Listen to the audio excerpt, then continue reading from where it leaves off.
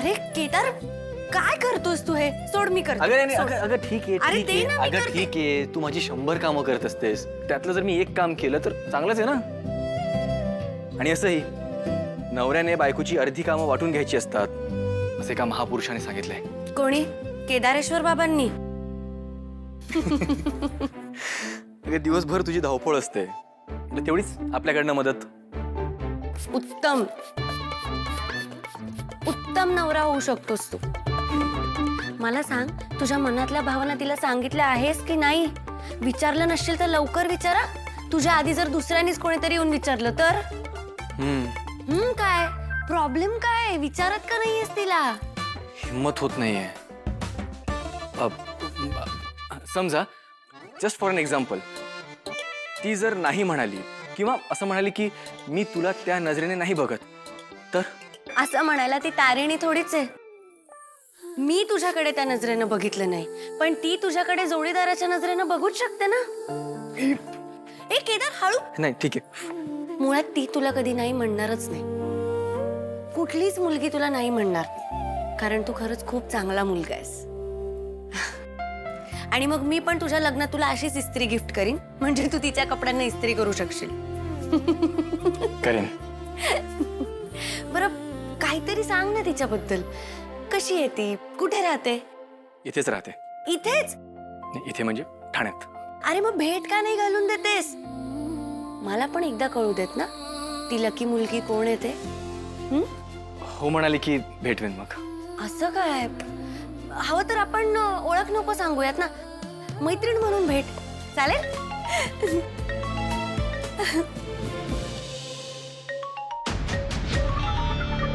शेखर सरांचा फोन आहे. हॅलो तारिणी.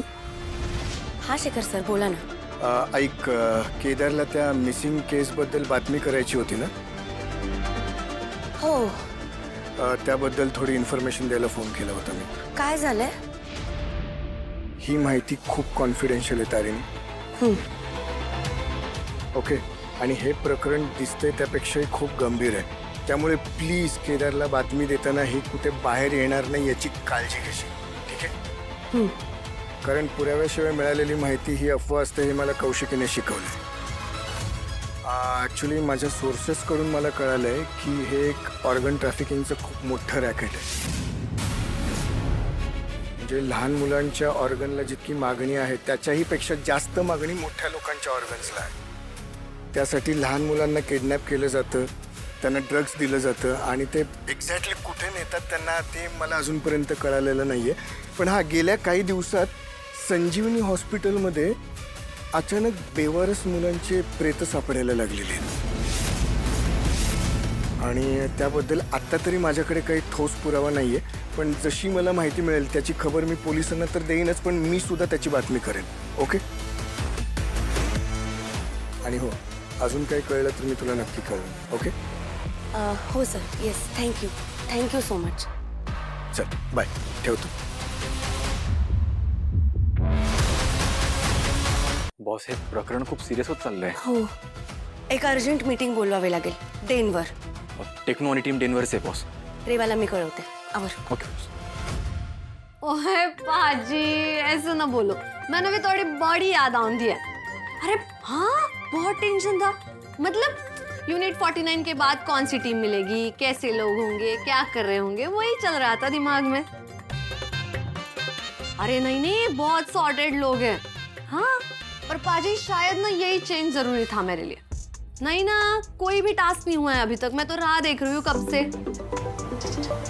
पाजी एक सेकेंड. पाजी मैं आपको बाद में कॉल करती हूँ. Yes boss.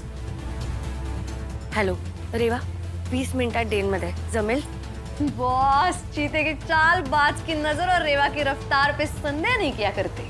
ठीक आहे, पोच. काही अर्जंट आहे का? खूप महत्वाचं आहे, लवकर ये. ओके, आलेच.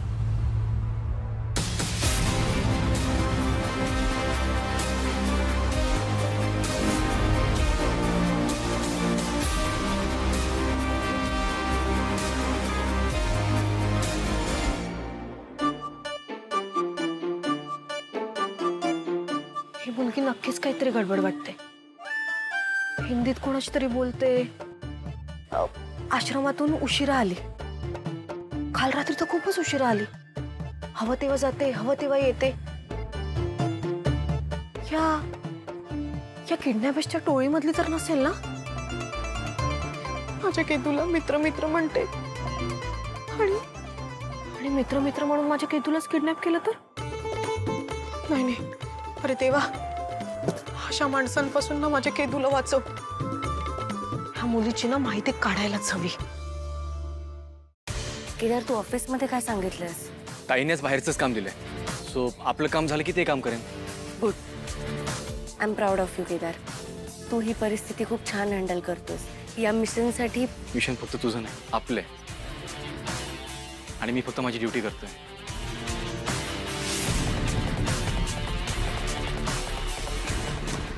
येऊया?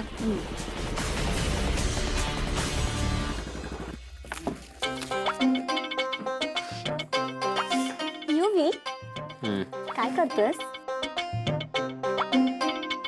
झोपलोय, घोरतोय. आवाज नाही आला तुला घोरण्याचा? सांग ना काय करतोयस? अरे माझे शूज दिसत आहेत.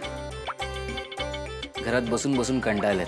म्हटलं आज जरा त्यांना फिरवून आणतो. हा, त्यांना घेऊन जरा बाहेर दाखवतो ना जग सगळं. अरे मग काय करतोय काय करतोय काय? माणूस ऑफिसला जाताना काय करतो? ऑफिसची तयारी करतो. अजून काय करतो? प्रॉब्लेम काय आहे तुला माझ्याशी? मी सरळ विचारते तर सरळ उत्तर दे ना. कसं बोलतोस? आता स्वतःचा डब्बा स्वतः घे, स्वतःच्या वस्तू पण स्वतः घे. मी तुला काही देणार नाहीये. सारखं काय रे? तुला माझी सकाळ किंमतच सकाळी नाहीये नको का? ना किरकिर करूस यार. गप्प बस ना प्लीज. ठीक आहे, नाही करत किरकिर. आधी प्रॉमिस कर. काय? प्रॉमिस कर, तू पण चिडचिड नाही करणार. अरे तू किरकिर नाही केलीस तर मी चिडचिड का करेन? करेक्ट आहे. हो, मी इस्त्री केल्या. आताच नको सगळं खराब करूस प्लीज. ओके, बरं असंच थांब.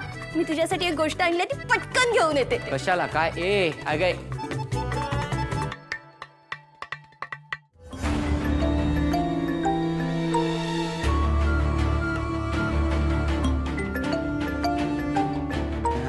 ही गेली. हा आता